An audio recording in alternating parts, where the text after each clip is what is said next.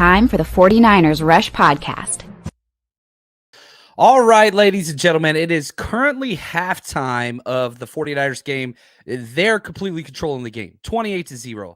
I wanted to jump on not necessarily to talk 49ers or this game, but to talk Deebo first and foremost. We're going to do our post-game show. We're going to go through, we'll spend all the time on reactions. But during this quick halftime, I wanted to address this because I think it's very, very important. Already starting to see just absolute crazy stuff out there, okay? Deebo goes down in the second quarter on a running play. His foot got tied up and bent backwards. It was a mess. Now, the injury itself, first off, no air cast. Whenever I saw the replay, it was gruesome, right? Couldn't put weight on it, tried to get up, couldn't get up. They never put any compound anything. You know, I thought it was going to be an absolute compound fracture like what Trey had, like what Dak had, because it was just pinned and he was bent back and then it like whipped out. And so like my first assumption was that dude just snapped his leg. That didn't happen. Even when they put him on the cart, you know, they were doing the ACL check, which, you know, if you've coached or whatever, you always see them doing that leg thing. Best case scenario, worst case scenario. Best case scenario is a high ankle sprain, which the ligament damage, whatever, no bone structures, whatever. That's the best case. That's 6 to 8 weeks. Worst case is, you know, MCL and all that kind of stuff, ACL, all that messed up in there. Probably going to be an ACL. Which again, he's going to be done and be coming back next year. Now, this is probably the main reason why I want to jump on here. If people that are coming out there and saying like, oh, this is on Kyle, shut your damn mouth. I'm going to cuss. I'm just letting you guys know. Shut your damn mouth. It's the second quarter. You're up 21-0. You don't alter your game plan in the second quarter of a game against Tom Brady at home. This is the same Tom Brady. Here's my thing. People want to talk trash on Shanahan about not winning the big games and he can't seal it away. And they'll bring up the Falcons 28-3, which was against Tom Brady. But then there'll be the same people that want to come on here and say, oh, this all on Kyle. It's his fault. Why are you doing that? Why are you giving Deebo? Like, shut your damn mouth. That is absolutely asinine. And those are just people that want the attention and negativity to be placed on somebody else because they suck at life. That's what it is. This is a football injury. And I'm sorry. I know I'm not the negative guy and I don't want to be that. But this is my team. And I'm sorry. I'm going to protect my team and my fans because that is total ridiculous behavior and thought process. Nobody alters their game plan in the second damn quarter of a game. Nobody does. Football injuries happen. That's just the way it is. This isn't a Deebo's injury, you know, prone. Hell no. He got his ankle rolled up on.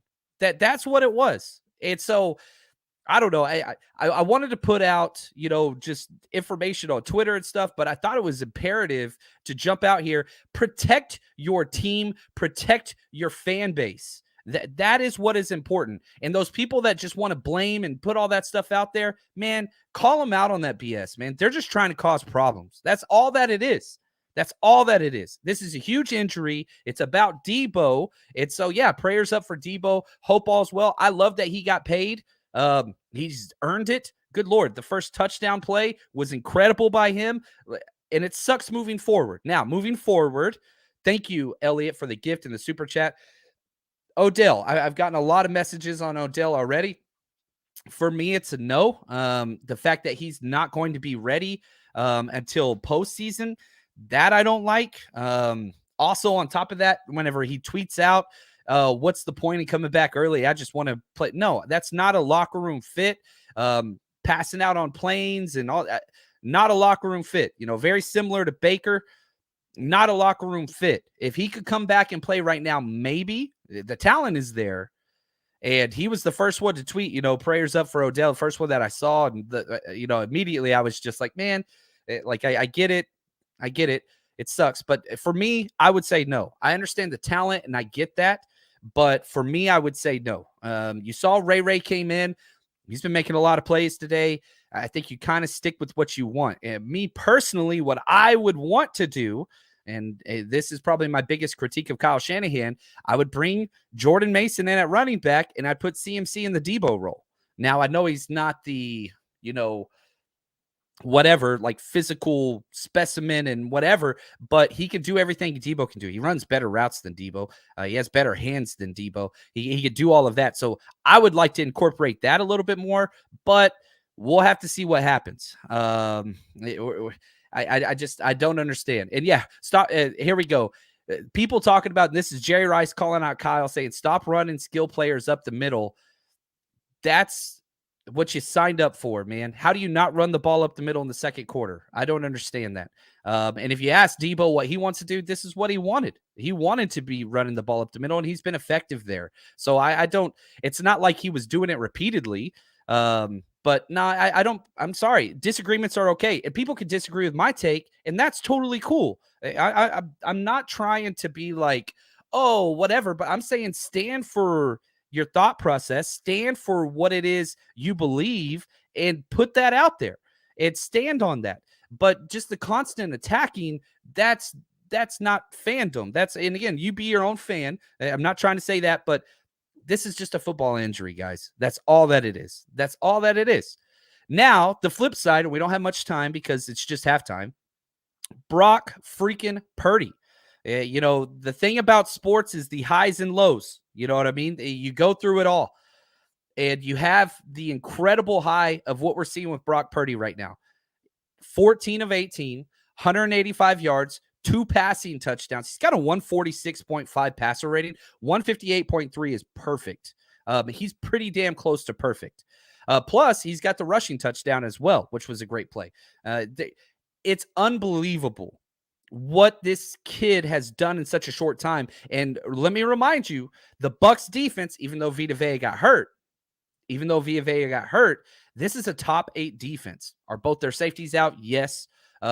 Is every team got injured? Yes. That's probably Kyle's fault too, that their safeties are hurt. But it's unreal. We are so lucky to be where we are right now, right? And, everybody's emailing me about like, what do we do next year? What do we do next year? I just want to say, stop and enjoy. You're up 28-0. I've seen a lot of Tom Brady games in my life. This is the least the announcers have talked about Tom Brady in any game he's ever played in. And I freaking love it.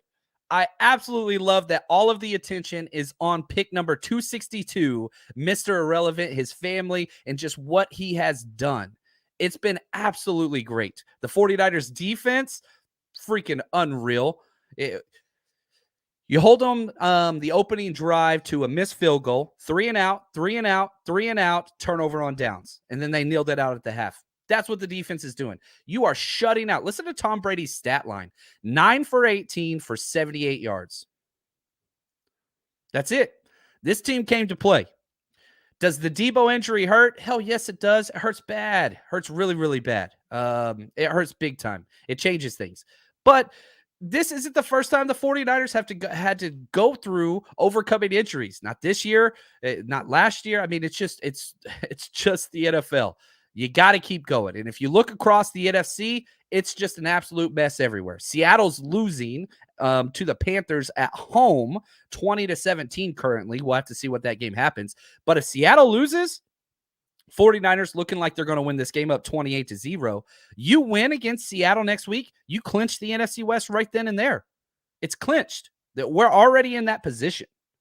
Alan, I love this. We are greater than the sum of our parts. Next man up. You just got to go do what you got to do. When we lost Trey, everybody was down. When we lost Jimmy, everybody was down. We lost Deebo, everybody's down. It's the ebbs and flows of a football season, and it happens at every single level. It's not an excuse. You got to keep going. You got to keep fighting. You go through it. It's football. It's just football. It's the way things are. Givens, haven't really heard anything on Givens yet, but they did cart him in as well. That hurts. I mean, we always stack injuries at the same positions, right? Defensive tackle's been a mess. Ty McGill's played great. Kerry Hyder's played great. But yeah, there's going to be some matchups where we're going to need more beef up the middle. There's no doubt about it. And so it's frustrating. Injuries suck. Always. Oh, look at this. Here we go. Quarterbacks taken before Brock Purdy: Kenny Pickett, Desmond Ridder, Malik Willis, Matt Corral, Bailey Zappi, Sam Howell, Chris Oladokin. So that's pretty awesome. That's pretty awesome. All right. That's going to end this halftime show. I know the game's going to be starting here very quickly. We will be live right back here after the game. The feed's already up on YouTube, so you turn the alert on. We'll be right here, and it's going to be a much longer show where we hear from you and we go through a lot of different topics. But again, if you take nothing else away, it's a football injury, not a big blame thing. Don't play that game. It does not end well when you participate in that. It really, really doesn't. It's what it is. But thoughts out for Deebo.